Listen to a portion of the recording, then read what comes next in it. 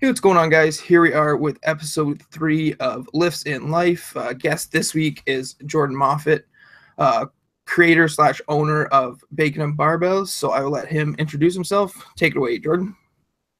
Hello. So I run a company called Bacon and Barbells. Started in 2014, and I really didn't expect it to do anything more than one run of shirts. So basically made it for a bunch of friends in the gym. Response was good, feedback was good, so I just decided to keep going with it. So I did t-shirts, I did tank tops, I did hats, and here we are. So that's it, really. It started as a fun little thing to do, and I kind of saw a gap in the powerlifting community in terms of apparel, in terms of equipment and stuff like that. So I kind of wanted to help fill that void the best that I could. So yeah, again, here we are. Yeah, I honestly had like when I kind of met you earlier this year at one of it was a CPU meet. Surprisingly, you Yeah. showed up, and that was kind of like the first time I heard about it. I think I'd seen it on Instagram a little bit. I had no idea how long it had been around for, so I was super impressed with that. So I was gonna get into training first, but I think we're gonna stay on this topic. Cool. So yeah, we got how you started it. Talking more about like nowadays, what's keeping you from like falling into all these different fitness apparel trends, if you want to call it. Like, you don't seem like a guy that's trying to like follow suit. You do your own thing, which is great to see. Like, you see different companies now, like dad hats, spandex pants. Although I have worn spandex pants in the gym, it seems like everyone's doing that now. Yeah. It's just like those things. Like, what's keeping you from falling into that trap, I guess? I make stuff that I want to wear. I mean, I know that sounds kind of selfish, but I think that's where it really starts for somebody who's making their own clothes. If I'm not going to wear it, I'm not, why would I make it, type thing. So it's good because I have Alex, my girlfriend, who is a bit of a tomboy, so she can really rock the men's clothing as well as the ladies as well. So it gives me good feedback on what both men and women would like to wear. But in terms of the trends, I don't know, man. I try not to keep up with that stuff too much. I just think that, you got to be true to what you want and who you are. And I'm not doing this to make millions and millions of dollars because I don't think that's realistic. I'm doing it because, like I said, I saw a gap in the powerlifting community, which is obviously a very small community. And there was just certain things I wanted to kind of improve upon. So, t-shirts, singlets, deadlift socks. Like, at the time, nobody had those at meets, and the biggest problem was that people were forgetting them all the time. I'm very OCD when it comes to meet time, so I always have 2 singlets, 2 pairs of shoes, multiple pairs of underwear, multiple pairs of everything, because you never know what could go wrong, right? So I noticed that meets, people were freaking out. I don't have socks, I don't have my singlet, I don't have my t-shirt, whatever. So I thought there would be a good gap to kind of fill in that sense. I told you there's flies in here, so I'm punching myself in the head soon. But yeah, it's like, I don't know. Companies have their niches, and that's their thing. But I don't really want to do certain things like that. Like, Gymshark, for example, they're completely different from what we are. And to be honest, we're not even on their level. I don't think we ever will be, which is fine. But they're doing their own thing, and not something I would wear, but I see it often, and whoever likes it, that's great. But again, it really comes down to what I'd wear and what I would want to see on myself, and then I could see other people wearing it too. So that's really where it starts from. So like you said, you have your girlfriend, Alex. So is it just you two that deal with like shipping, packing orders, all that? Or is that specifically you, or do you bring in friends? So how do you kind of balance all that out? That's specifically me.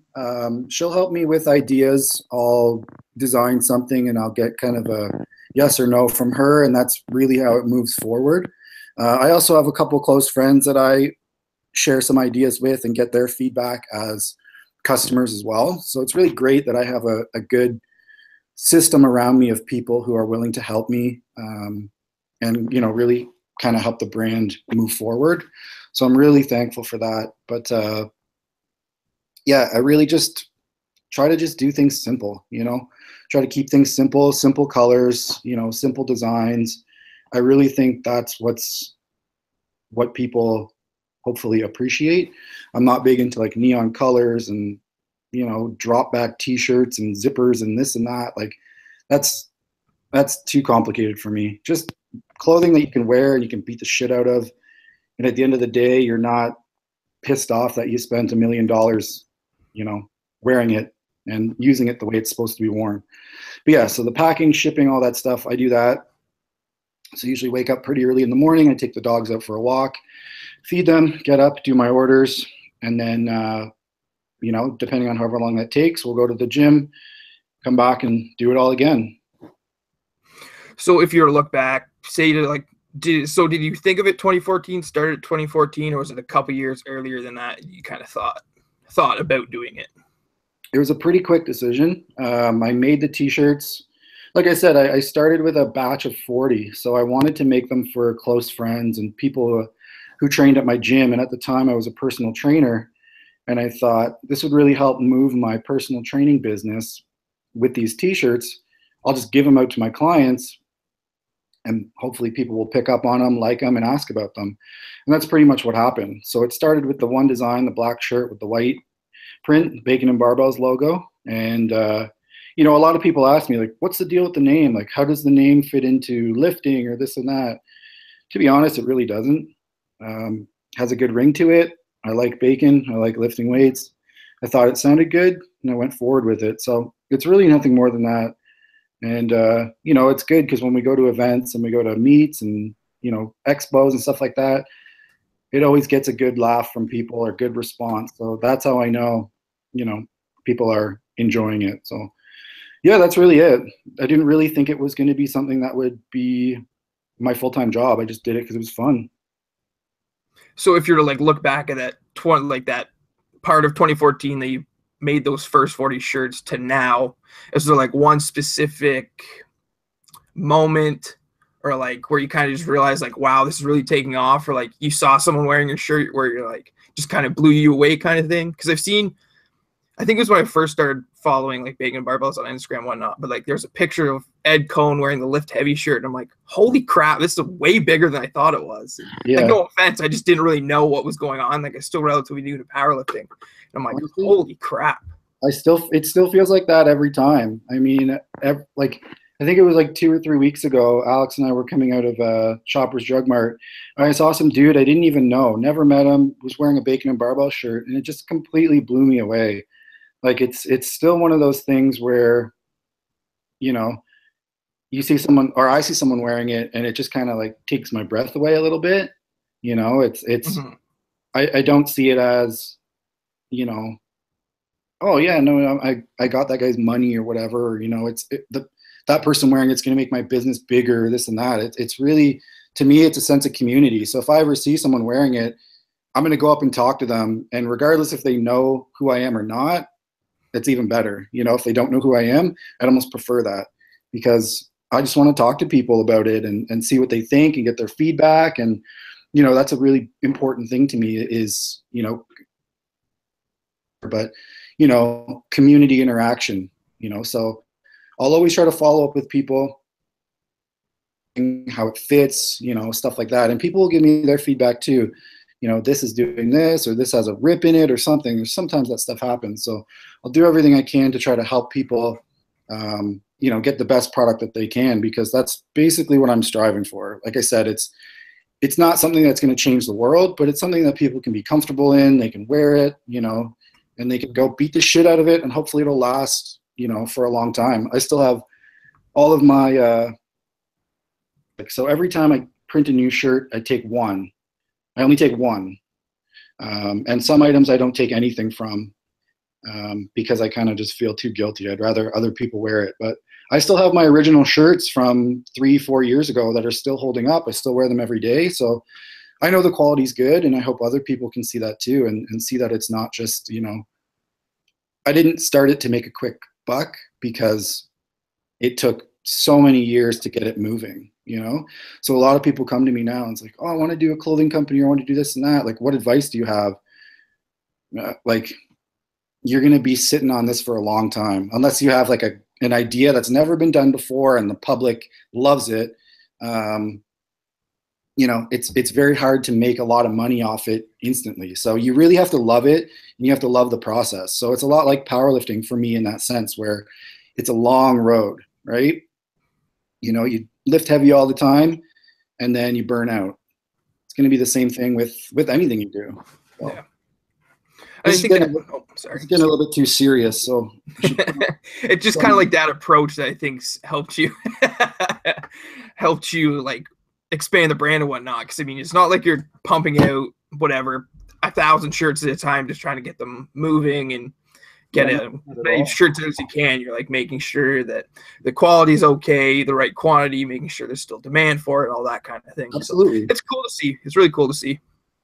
So we'll go to the other side of bacon and barbells with the barbell side. Best lifts, you can go gym or meat. Most people are only going to count the meat, but best lifts at what body weight? If you know. So I have a funny story about that. So I have hit all my biggest numbers in a meet. So my best total at 198 is 1650. My best total at 220 is 1720. And those were both done raw with sleeves, and they were done 6 weeks apart from each other. So I was really pumped on that. So the funny thing is that those records were actually exonerated fairly recently, within the last year, because a friend of mine started his own powerlifting federation, Brady. Started Elite Powerlifting Canada, and Gene from RPS thought that we were stepping on his territory. So for some reason, he removed my records, thinking that I was a part of EPC, removed Brady's records. So those records technically don't stand on their record board, but they did happen. So I don't know, though I guess that's the politics of powerlifting. Which there seems to be a lot of politics in a sport that we're just lifting weights up off the ground, and it's just some of it's a little overkill. Yeah, I think so. I think I started powerlifting about 7 or 8 years ago. I was actually telling someone today, and when I started, it was very much equipped lifting was very, very popular. So raw lifting was almost nothing. You'd have like 10, maybe 12 raw lifters in a meet, and then you'd get 20, 30 equipped lifters. So the demand for raw lifting has been huge in the past couple of years. And in turn, powerlifting has grown so much. Obviously, there's going to be some politics going on with that. But, I think for most people, they just have to remember at the end of the day, like, it's just lifting weights. And if you're not having fun doing it, don't do it, You got to be hardcore if you're lifting weights, though, or unless there's no point in doing it. You got to lift hardcore, and you got to do it for the gram. That's the only two things that make powerlifting work. So, yes. And wear good hats. Yeah. It's going to be a new 2018 drop for bacon called the Dickhead. And it'll be exclusive. It's polyester, so keep you warm. I'll be a pre-order. I'll also do these knobs.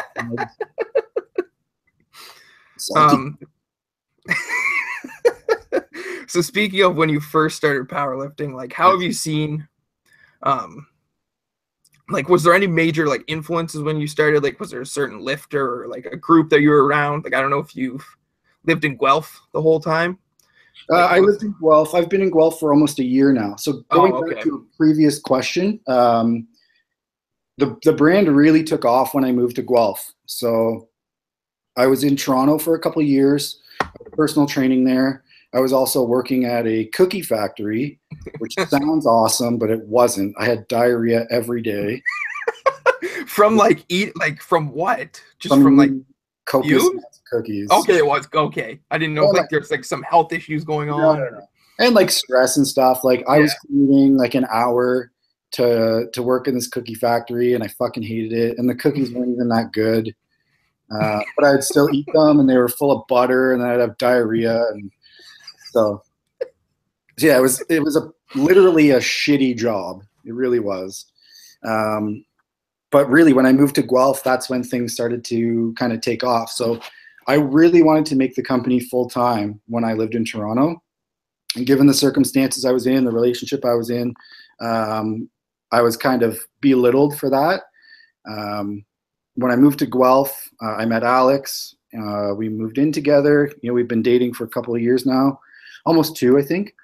But basically, when I moved here, I told her, I said, I want to make the company my full-time job. I really want to push it. And she said, go for it. And I was like, what?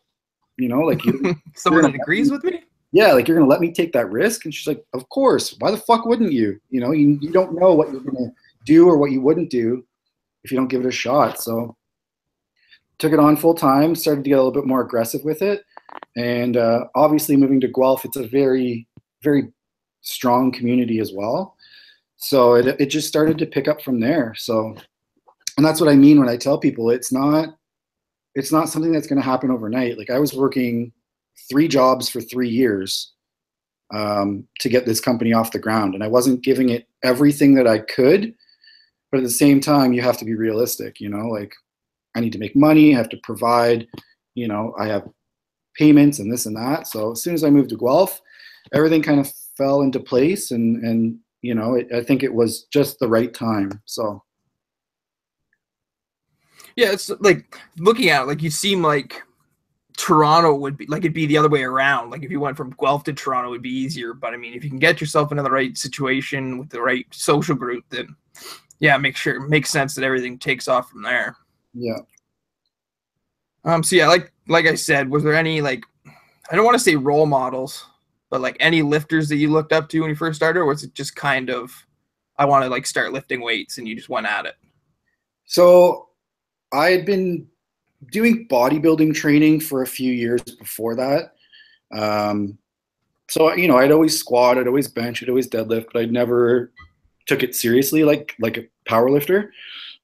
And then I met a couple friends. A friend of mine from Tennessee, his name is Lonis Green. He's actually one of the guys who introduced me to the West Side method and basically gave me a small rundown of how to run it, for a beginner. So as soon as I did that, I kind of just fell in love with it. So I kind of was on the West Side wagon for a few years. I like lived and breathed and trained West Side. I got an invite to train at West Side. I competed at the West Side Pro Invitational in 2011, I think. I'm pretty sure I took off right after an exam. I left an exam early so I could make the drive. I think it was a 9-hour drive, and I was cutting weight that meet as well. So that's pretty much the extent of my hardcoreness in powerlifting.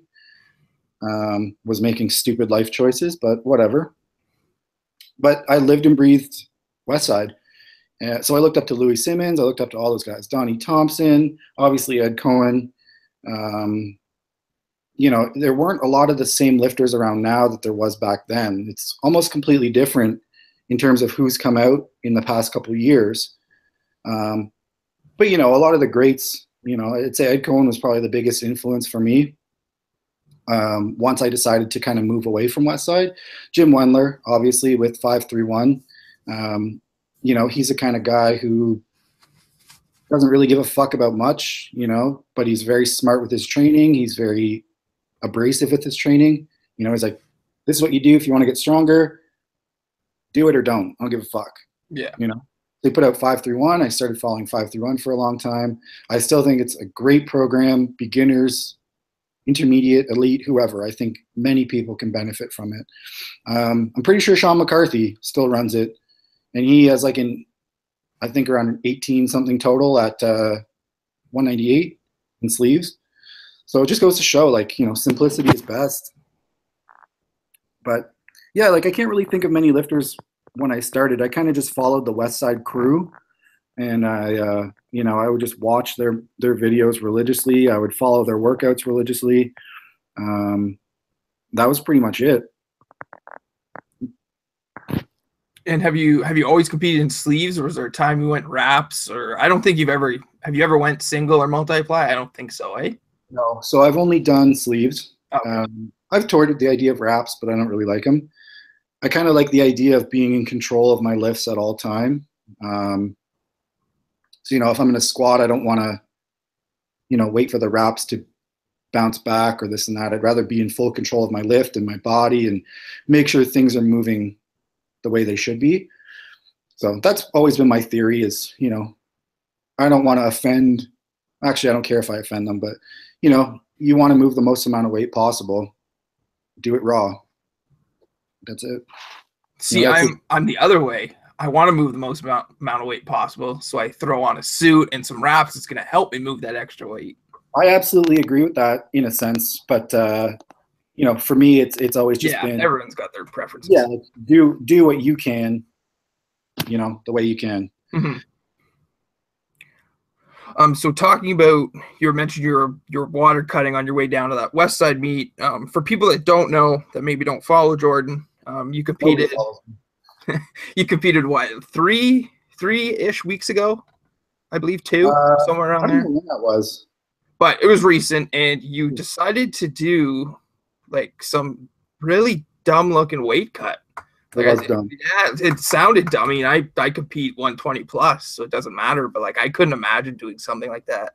So, what I just want to kind of know what the reasoning was behind it, if there was any, or if it's just kind of something to do, and what's going through your head starting when you wake up and you're gonna have to cut this much weight to weigh it to the meet, because 24-hour weigh-in. But so I started out about 6 weeks out.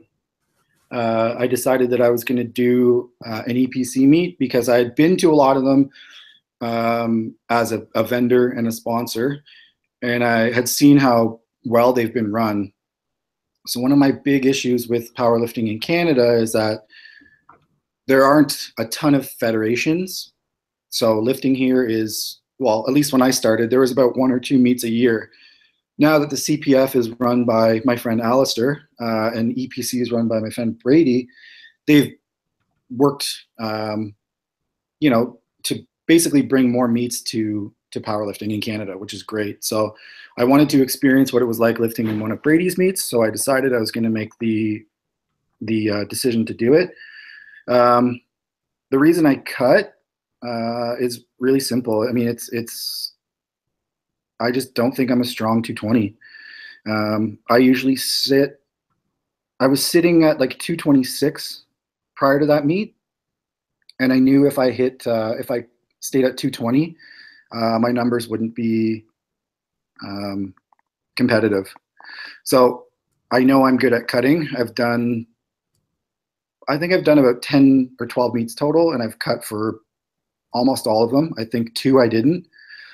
And the cut was really, really awful. So about 6 weeks out, I was about 226. So I slowly started to diet. So I was basically I basically cut out junk food until 2 weeks out. So no McDonald's, which was awful. It was basically beef, rice, and salad would be pretty much every meal. And then I would slowly cut out the carbs. So then it would be beef, and then I would replace the rice with cauliflower, more salad. So tons of fibrous vegetables, broccoli, whatever. Cut my carbs down, this and that. So I'd get my weight down slowly. So I think about 2 weeks out, I was about 222. And then the last week I did, so it was 0 carb, or as close to 0 carb as possible, with the exception of fiber. And then I would do a diuretic. So I used dandelion root, and then I also used aldactone, which is not OPA approved. Yeah, and to add to that, it was 2 years expired, so I don't think it even did anything. But I didn't do a water load. I didn't do a sodium manipulation or anything like that. I actually listened to the TSA podcast on weight cut. Okay. It actually had come out almost the same week that I was cutting. So they were talking about food volume versus water loading and sodium and all that stuff. So I took the advice, and I was basically the last 3 days, I was eating a day with peanut butter. So the protein bars were about 60 grams each. So I think in the entire day I was taking in, a quarter of a pound or maybe half a pound of food at most. Oh, okay. So my weight, I was somewhat satiated, not really, but I wasn't taking anything in. With the diuretics, I was taking more out. And then, so it was actually going really well. I was losing about 4 pounds a day every time I'd wake up. And then the last 3 days, like I said, were just protein bars and peanut butter and no fluids or minimal fluids. And then the last night, and then the morning of the weigh-ins, I hit the sauna pretty hard. So yeah, it was really awful. I think I woke up. So the last week I was about 222 on the Monday. Friday morning I was about 204. And then I jumped in the sauna for probably 4 hours. And it was awful. It was the heaviest I'd ever been. And in my head, I was like, well, I'm holding more muscle so I can cut more water so it'll be easier. So it was for the first week, or for the last couple of days, it was pretty easy. I was, flying by the seat of my pants thinking it was going to be fine. And then the last day with the sauna was pretty brutal. So when I was in there, I was, I felt like I was going to faint, and it was not fun. So one of the tricks a friend of mine, Jason Manikoff, taught me was that when you're in the sauna, you go in for about 20 minutes. When you come out, go out for 2 minutes, turn the shower on as cold as it can go. And then it'll kind of force your body to release more urine and release more and get that sweat off your body as well, instead of going back into your pores. Yeah. Some people use like a credit card to wipe it off or whatever. I always just keep a couple towels in with me and whatnot. But yeah, so by that time when I was in the cold shower, I was like hallucinating, and I thought I was in like a lake, and then sometimes I thought I was in like a water park. It was fucked. It was really but I went to weigh-ins. I was about an hour late for weigh-ins. I got there and I was about 0.3 kilos over. So I had to put on a garbage bag and run on the sauna and this and that. And at that point, you always talk about people being a pound over who give up. Mm-hmm. Why would you do that? Why would you be such a fucking idiot and just stop? Yeah. In that moment, I totally understood what people were saying, because I stepped on the scale. It was like 199. I was like, fuck this. I'm going home. I don't even want to compete anymore. But I ended up jumping on the treadmill for about 20 minutes, made weight, and then I had an IV with saline and all that stuff, and I just rehydrated for the rest of the day. And then how did the meet go for you the next day? Terribly. It was I had planned numbers in my head that I thought were realistic, and I'm pretty superstitious when it comes to talking about numbers, so I usually don't tell people. In my head, I had a plan for what I wanted to hit, and I came up short on all of them. So, but I was still pretty proud of my performance. I went 1642 at 198. So I did a 617 squat, which was a 17-pound PR. I hit a 385 bench, which was a minus 25-pound PR. It was brutal. And then I hit a 638 deadlift, I think. And that still wasn't a PR. But I was pretty stoked on the squat. That's what I was basically banking on. But yeah, it was horrible. My performance was terrible. My body wasn't fully recovered. And the whole reason I did it is, like I said, I didn't think I was competitive at 220, but I had also taken a couple of years off of competing. So I just wanted to see if I could do it. That was really good. So it's like this kind of relatable to that, I guess. Do you have one specific memory, say maybe from a meet or a certain lift that's stuck out to you throughout your whole career, or is it just kind of, it's all the same, it's all just lifting weights? Yeah, nothing really spectacular. It's, I try not to take it too seriously. Obviously on meet day, you've put so much into that day, you want it to go well, but you also can't control that, so my thing is just, I try to go in, I try to have the best meet that I can. And I also try to have the most fun that I can, because I think a lot of people lose sight of that. They get a little too serious, they get cocky, this and that. I mean, at the end of the day, you got to remember it's just lifting weights. We're all doing it.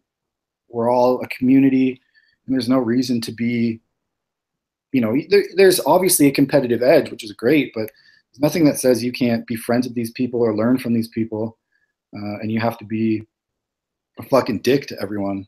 Yeah. So that's basically my thing is, if I'm competing, I'm not gonna, put blinders on and be like, don't fucking talk to me, it's meet day.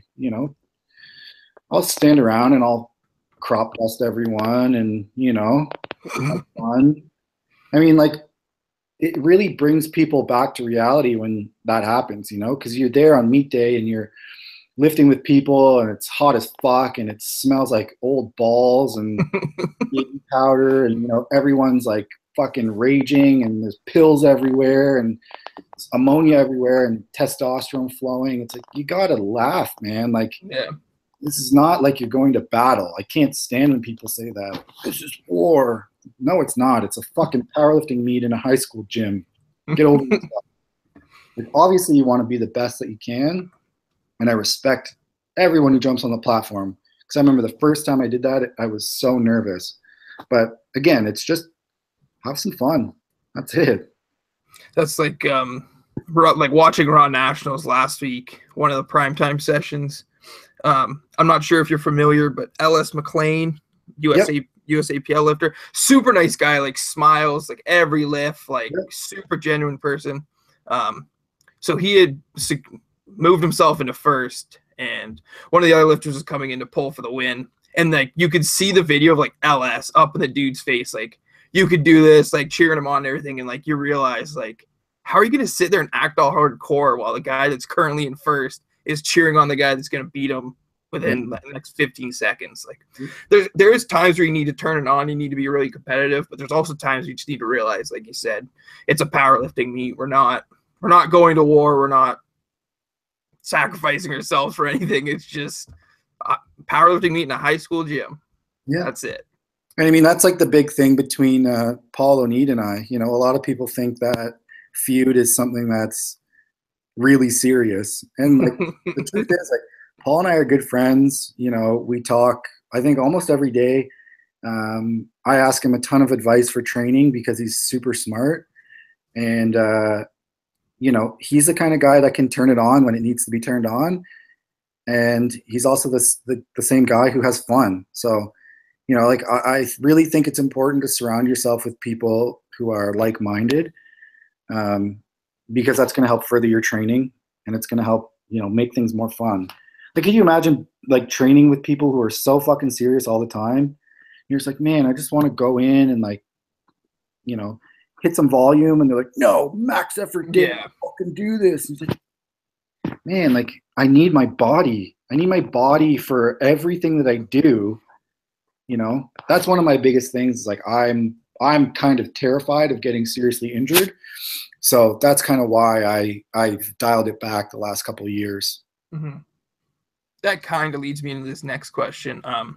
Like you were saying, like people that go hardcore all the time definitely seems like it's taking a presence throughout social media, through whatever people posting, like like seems to be a PR every week or like a maximum effort grind every week. So since you've started to now, do you kind of think social media has been like a double-edged sword for powerlifting? Because I do think it's been greatly beneficial to like the explosion of powerlifting the past couple of years. Absolutely. But I also do think that it's definitely a big hindrance to some aspect of powerlifting itself. Yeah, I mean, like when I talked to Ed Cohn about this, he was always saying that when he would compete for a meet or he'd sign up for a meet, he would never know who his competition is. So he would just train hard. He'd train as hard as he could. He'd try to put up the best numbers that he could. And when he'd get to the meet, he would see his competition. And at that point, he wouldn't fucking care. Yeah. Because he's already put in the work. He's put in the effort. Nothing is going to stop, nothing's going to stop him at that point where he's like, oh shit, this guy's here. Well, yeah, he's going to go home. Yeah. So I definitely think it's been, so this is where I'm kind of torn on it, because I think social media has done, it's tough to say. Like, I owe a lot of my, like, the exposure of the brand to social media. Mm-hmm. So I really can't hate on social media for that, because I don't want to pay for advertising, because I think it's bullshit. I'd rather do it word of mouth, and I'd rather do it organically. And like I said, I owe a lot to Instagram and Facebook and whatever for helping promote my products to get people from around the world to see it. So on that note, I'm extremely thankful that it exists, because it's really changed the way people can market their business. For lifters, I really think it's given lifters a platform to show off their talents. But again, at the same time, I also think that there's a lot of bullshit out there. I think it's given people a big opportunity to be cocky and, think highly of themselves because they get likes and they get follows and they get sponsors and all that stuff. And I really think people get in over their head with that. But again, like, if that's what you want to do, if you're a lifter who wants to try to make your lifting lucrative, then all the power to you. Like, that's not how I would want to do it. But again, that's just me. So if that's something you want to do, cool. You have a great platform to do it from. But again, you have to kind of, it's hard to tell what's real, what's fake, who's real, who's fake on social media. So it's interesting to follow people, but I don't really, I try not to associate too much with that, because I just don't really care much. Mm-hmm. That's the one thing I've kind of never gotten. Like, you see guys that'll go like blackout or like not post on social media, whatever, however many weeks out from a competition, and then they'll post training lifts after. It's like, what difference is gonna make? Like, people, like, if you're going to a top end meet, people know you're gonna be strong, whether you post this squat double PR 2 weeks before your next competition. Like, how is that gonna change anything? Like, I don't know if that's just a personal issue with like people like trying to be secretive, but like, honestly, if you're going to a top end meet, people know you're going to be strong. Like, yeah. I guess the biggest thing that bothers me is when people talk a big game and then they can't really put it together on the platform. So like I said, I've always been a guy who's been very superstitious about my lifts. I never talk about them or boast about them beforehand, because with my luck, I would just shit the bed. Mm-hmm. So I see a lot of people are like, I'm 4 weeks out, huge PR, I'm coming for you, and I'm unstoppable, and this and that. And it's like, well, maybe you should wait until after the meet to say that, because you never know what's going to happen. Yeah. So, I always say confident, not cocky, because, you can be confident in your lifts, but when you're cocky and you come up short, then you just look like a fucking idiot. Yeah. Agreed with you on that one. So this kind of, I guess this question also pertains to that with social media and whatnot, but like, what are your feelings on these? I see it more or less with like IPF, USAPL lifters that have no business giving advice or coaching, because either they're 6 months into powerlifting or they're just really not that good in general, like offering all this unsolicited advice and DM me for hot coaching and, get my program for this amount of money and all this stuff. Like, it just seems like everyone's trying to make a quick buck on powerlifting coaching because it's the fad right now, I guess, if you want to call that, on social media. Yeah. I hate it. I think it's an epidemic, and I think it really discredits the people who have put years and years of time and experience into their work to get where they are, or people who have spent years and years studying through school or wherever to basically put them on par with somebody who did a meet once and is now offering coaching. Mm-hmm. So I hate it. I used to do online coaching and I stopped because it started to get so overwhelming with, it's almost like as soon as somebody breaks parallel in a squat, they're ready to start coaching. And I really think there should be, a database or something where there would be a approved list of trainers or something like that. I know that sounds ridiculous, but it's really, nobody cares about credentials. Nobody cares about experience. It's really just based on how you look, Yeah. like Or how you many look, Instagram followers you have. yeah, like if you look like a jacked motherfucker and you have 100,000 Instagram followers, chances are you're going to get a lot of business. I mean, it sucks to say, but that's really how it works nowadays.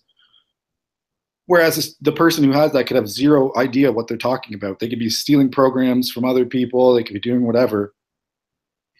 It doesn't matter, It's really about playing the part. So, like I said, I don't like it. I think I think a lot of people don't have business coaching people, but there's nothing I can do about it.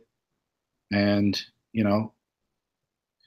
people will learn with time. That's kind of how I kind of feel about everything. Is like people can really put a lot of faith into other people or this or companies or whatever without truly understanding what they're giving back until more and more people start to see the same problem or the same issue.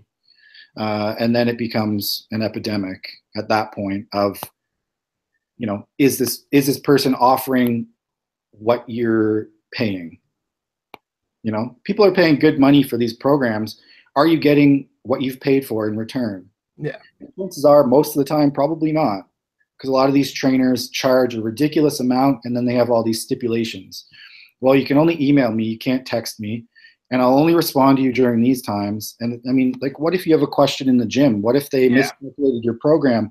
What if they mixed up your sets and reps differently and, you go in and do it and hurt yourself? The onus is never on the lifter. It's on the person, it's on the trainer, right? And a lot of these trainers won't take responsibility for what they do because, again, it's just about a quick buck. Yeah. So, again, I hate it, but I don't think it's going to stop. So all I say to people is that just be very aware of who you want to be coached by, check out their credentials, and make sure they're legitimate, and just do your research. A lot of people get really excited about something and they want to jump into it immediately. If you take a step back and do your research and think about it, is this for me? Is this person a good fit for me? Like you're basically developing a relationship with these people. And if you can't have what you need, then what's the point?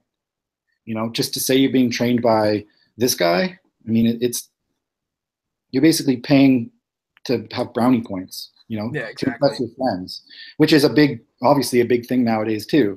But, just do your research, be smart about it, and find someone that you can bounce ideas off of and have a good, strong relationship with. That's just my opinion in terms of training. I'm very close with my clients, the ones that I have. They can talk to me anytime, any day, and I'll do my best to respond to them as quickly as possible. I don't put them on any sort of restrictions because I think that's ridiculous. I think if you're going to be a trainer, you should be available when they need you. That's the whole basis behind it. I don't think you should write them a program and then fuck off until they respond or come back to you a week later and tell you how it went. Yeah. I think that immediate response, that immediate feedback can really help dictate your progress in the program. And that's just how I see it. So do you do your own programming, or do you have a coach yourself? I'm not following anything right now. I'm really just going by feel. When I hit my biggest totals, I had contacted a buddy of mine, Damian Pizzuti, who is crazy, crazy strong. He's a very, very big fan of the Bulgarian volume stuff. So when I started, I reached out to him and I said, I'm really intrigued by this. I love squatting. I'd love to do a squat every day program. So he wrote me like a basic template, and I read Squat Every Day by Matt Perryman, like religiously. I just loved reading it. It was so informative and so smart. So I did 6 weeks, 6 week blocks of squat every day. So I would do 6 days a row of squatting. Monday, Wednesday, Friday would be up to a max. And then Tuesday, Thursday, Saturday would be volume. And I would just throw bench in there, probably Tuesday or Thursday, both days. And then I wouldn't deadlift at all. And those were the best totals I'd had to date, was running that program. So I would like to get back to it, but it was very hard on the body. I was pretty beat up afterwards. Squatting every day was pretty difficult mentally, but I loved it. So I would like to do my next meet. I'd like to get back into that, run that program again and see what would happen. But right now I'm just going by feel. So I go in and if I did lower body yesterday, I'll do upper body today. Mm-hmm. Chest feels good, I'll do chest. Shoulders feel good, I'll do overhead press, maybe a bit of both. And then I'll typically do 2 days on, 1 day off, or 1 day on, 1 day off. So yeah, right now it's just nothing. Just still going through the basic movements, a lot of bodybuilding stuff, and really just trying to keep my strength up for fun. Yeah. Nothing hurts now, so I'm happy. Exactly. Just getting in the gym and doing your thing. So now we're going to move on to the lightning round / Q&A, but most of the Q&A questions are from Paul, who was mentioned earlier. He's in episode 2 of Lifts in Life, by the way, if you guys want to go listen to that. But we'll kick this off right now. Again, if people don't follow Jordan on Instagram, I'd highly suggest it, more or less for the stories.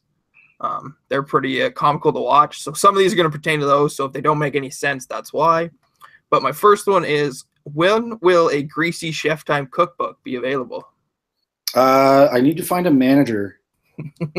You find yourself an agent, a publication? Yeah, an agent, and I need to get this shit rolling, because I'm not going to do this shit for free anymore. So, also considering with that, will there ever be a YouTube food review channel in your future? Because that's also another pretty comical thing to watch. I thought about making a YouTube channel just for fun, but I'm kind of nervous that nobody would care. So I'm on like that fence about, I don't want to waste my time and I don't want to waste anyone else's time. So I don't know. We'll see. I don't think I'm funny. I'm just an idiot. See, that's what makes it funny. Like, honestly, like I laugh so hard at most of them. Oh, it's just so, like, even though it wasn't even one of the funnier ones, the chips you ate the other day. Oh, they taste good, but oh my God, this is terrible. I should eat those right now. Out of all your fantastic plastic plate collection, which one's the favorite? I think they're plastic, I'm assuming. Yeah. But which one is your favorite? I don't even think they're supposed to be microwaved, but I still microwave them. So it probably makes sense why I feel dumber every day. I'm like eating all this like toxic shit. I prefer, like, the George Costanza is probably my favorite, but the Jurassic Park one's good because I can always play around with their faces. Mm-hmm. I don't know, man. Like I'm like a 6-year-old, so whatever a child would think is funny, I probably think is funny. Like this dickhead hat. So are those plates like something you bought recently, or like have you just always had them? Because I don't think they made things like that anymore. Yeah, my sister and her partner, they made them for Christmas for me one year, and I thought they were hilarious. And then they accidentally sent a duplicate copy to her house. So she's like, if you want more, I'll send you more. So now we have like we have 2 sets of the same plates, but I think there's like 4. There's Predator, Jurassic Park, Seinfeld, and Fast and the Furious. So yeah, it's just stupid, silly shit. Like I said, I don't really take life too seriously. I like to have fun. I like to make people laugh. That's probably my favorite thing to do, is make people laugh, even if it's at the expense of myself. I don't really care. I grew up like a big fat kid, and I got these funny looking teeth. So I was picked on quite a bit as a kid. So like, I always tell people, like, anything they say to me, I can probably brush it off because I've heard the worst. So anything I say about myself, it doesn't affect me. Anything people say about me, it doesn't bother me. I've heard it all. So I'm really just here to make people laugh and show people that you can still have a good time. And, you don't have to be so fucking hardcore all the time. That's it. Like, people are so goddamn serious all the time. It makes me wonder how they get through fucking life. Very miserably. Yeah. Just laugh once in a while. It's not the worst thing in the world. So yeah, this video, so people can obviously see you have just a few tattoos. Are there any that you regret or like wish would have been done differently or maybe a little bit better? Or are they all kind of just all of them? All of them, seriously. No, they're great. I honestly say that. I honestly mean that when I say it. I kind of wish I had none because I would love to see what my body would look like without any of them. But at the same time, I started getting them done at an early age. I got my first tattoo at like 16 or 17. And it's funny because that kind of led me in a weird path that kind of led me into powerlifting. So I really enjoyed bodybuilding. I always thought about doing a show. I never really wanted to stand on stage in a fucking bikini. But I was like, man, I just want to get huge. Like, I want to be symmetrical. I want to be big. I want to be shredded. But then I was also getting tattooed. So I'm like, I can't go on stage. I can't compete. And then when my buddy told me about powerlifting, and to do a powerlifting meet, I was like, fuck, I don't have to do anything. I could look however I want and I could just lift weights. Like, that's awesome. So that's kind of what led me into it away from bodybuilding. I still do a lot of bodybuilding training. I still have a lot of respect for it. I still watch the Olympia all the time. I still watch old Ronnie Coleman videos and old Dexter Jackson videos. Like, I'm a huge, huge bodybuilding fan. But as you can tell, none of those guys have tattoos or very few. So, yeah, like I don't really have any I regret. A lot of them are stupid. But again, like, it's another thing to show people, like, this shit's on me forever and I'm okay with it. I have George Costanza on my leg.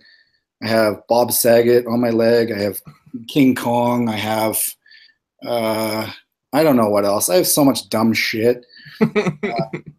It's just for fun. It's funny to me and people don't have to like it. That's fine. But I think it's hilarious and I'm okay with living with it. So yeah, all of my upper body stuff is like not stupid. It's like legitimate that I'm very like happy is on my body. My legs and everything down is like just, it's like traditional work, pictures of dogs, like just silly things that, I don't care about. In regards to, I don't know if it's still going on or what, but a legal situation you found yourself in, are there any thoughts to trademarking the word barbell on your shirts? No. Yeah.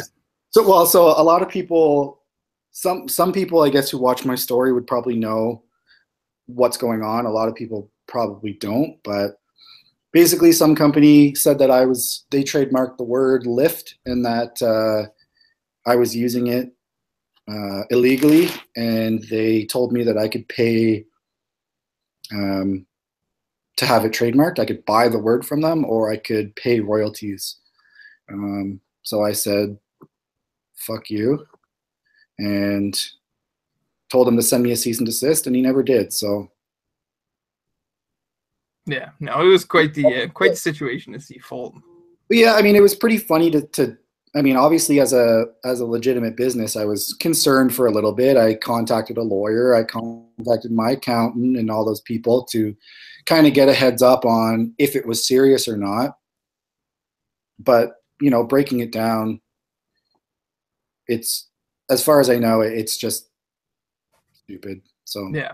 And that's the thing too, is like I've seen like 2 or 3 other companies use the term lift heavy.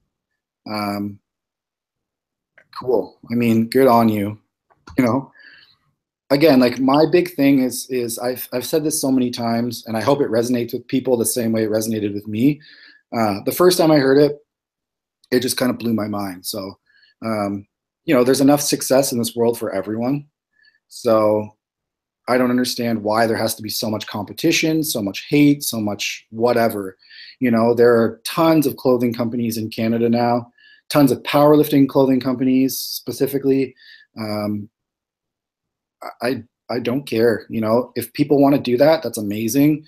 As long as you're doing good things and you're not, you know, misrepresenting who you are or what your company is, that's great.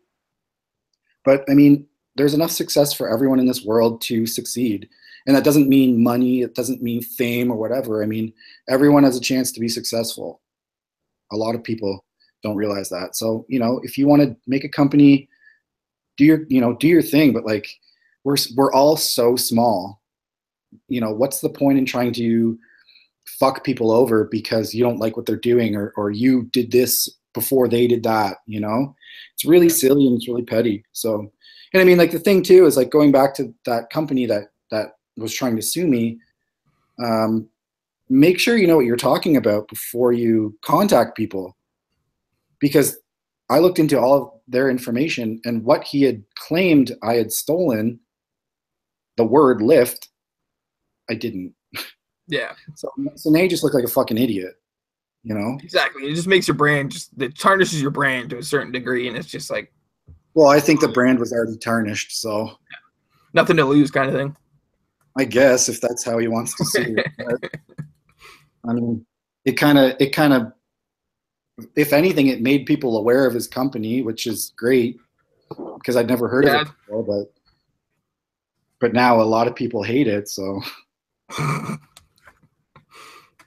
So one last one for the lightning round. Do you think there's ever going to be a time that you front squat more than you back squat? Because you got a pretty fire front squat.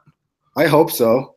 I want to start my own federation that has front squats, overhead press, and bicep curls. And I'm 100% serious on that because those are the only lifts I'm good at. I mean, it's not much farther than the slingshot division or the deadlift with straps division. Yeah, I kind of want to do that too. I think if I do that, I'll actually be taken seriously for once. As I drink from a dick. Yeah. So we'll move on to the couple last few questions here. So again, these are not coming from me, so don't target these towards me. What is your charity of choice for barbell and bacon and barbells donations? Canadian Cancer Society is usually where we donate a lot of our bulk to. So a couple times a year, I'll do big sales like Black Friday or Christmas or something like that. We'll do proceeds to Canadian Cancer Society. And then whatever the total is from those sales, I'll personally match it. So we actually give double the amount to the Canadian Cancer Society. And they're pretty, they're pretty dear to my heart. For people who don't know, they basically saved my mom's life. They've saved a lot of my friends' lives. And the work that nurses do in particular is very, in my opinion, it's not, they don't get the credit they deserve. And these people are working day in, day out, hours upon hours to make sure you or your loved ones or whoever are alive. Doctors too as well. But I think nurses are really underpaid and overworked. So I have a lot of respect for, everyone who does such a selfless job. And, I have to thank everyone at Princess Margaret and even everyone at the Canadian Cancer Society for the work that they do, because my mom's still here with me. She's my best friend, and life wouldn't be the same without her. So that's basically where everything goes now, and has since. Sorry, go ahead. No, that's it. I don't think that was asked as that serious a question, but that's awesome to hear. Well, Paul asked me the other day, the charity choice. So he said, because I'm going to put up a prize, cash prize for the EPC final. Mm-hmm.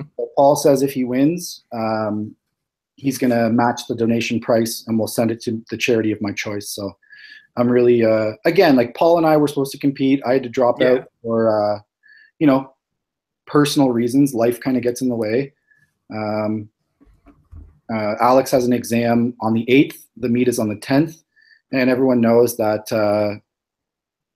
prepping for a meet is a pretty selfish thing. Mm-hmm. It's all on the lifter. And, I have to give a lot of credit to a lot of, I guess like everyone in a powerlifting relationship who can really handle what it takes to deal with the other person during prep. So shout out to all those people who keep the relationship going. But it's pretty selfish, and I want her to do well, and I want her to get into her master's program. And this is something that I can absolutely set aside until next year. Mm-hmm. And, it's that give and take in the relationships, right? Like, she helped me prep for the last one and didn't cut my head off. So I owe one back. So that's pretty much it. A lot of people are like, am I scared that I'm not strong enough? Yes, I'm never strong enough, but it's a little bit more than that. So yeah, that was going to be my next question, but you answered that perfectly. So Paul, there's your answer. Do you drink things through your gap teeth? Do I drink things through my gap teeth? Yeah. No, but I can spit water out like super far. Like, honestly, I'm talking like 15 feet. That's impressive. Yeah, it's through the center one. Through the center. Yeah. So a lot of people were asking me about that too. I wasn't born with the lateral incisors. So there's your two buck teeth, and then there's canines beside it.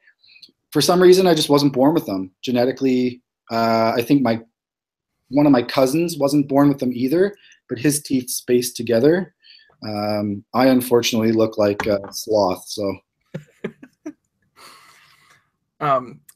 Also based on your looks, why don't you ever open your eyes? Are you half Asian? So my eyes are open to their fullest right now. Is probably 10 or 20%. Because this just looks weird. If I did this whole interview like this, people would turn it off in 3 seconds. Yeah. Your eyes would get dry too. It just wouldn't be time. Fuck that. I am not half Asian, but I might be, and I was actually going to do a DNA test soon. So once I figure that out, I'll know for sure.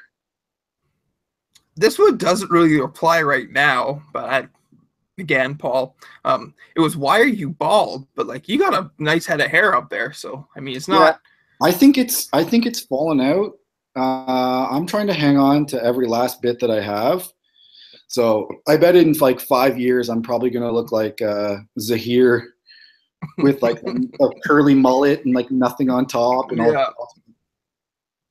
I don't know. You know what? Now who's bald, bitch? Yeah. Just wear a hat all the time. Now who's bald, dickhead? And so we'll end it off with this one. As we've mentioned his name quite a few times throughout this podcast. Why are you in love with Paul? Oh, I think it cut out on you. Totally missed that answer. Well, then I'm not going to say it. well, now there's just a bunch of drama. That's honestly probably a better way to end it. It's going to be a mystery now. It is. He's never going to know, and it's going to kill him.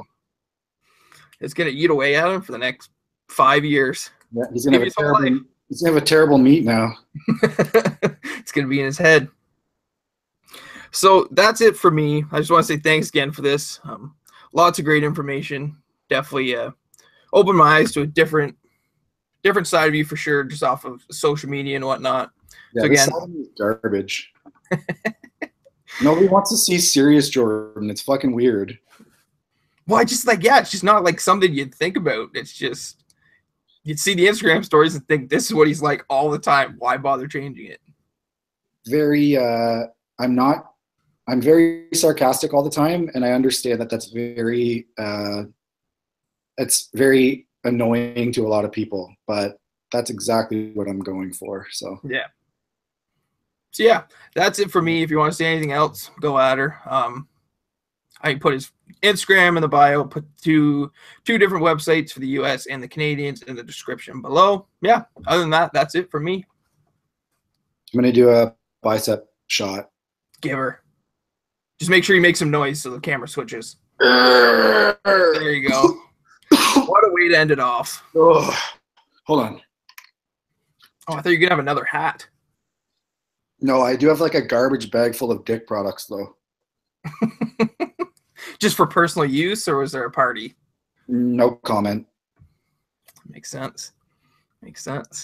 So yeah, that's it for us, guys. thanks again for tuning in.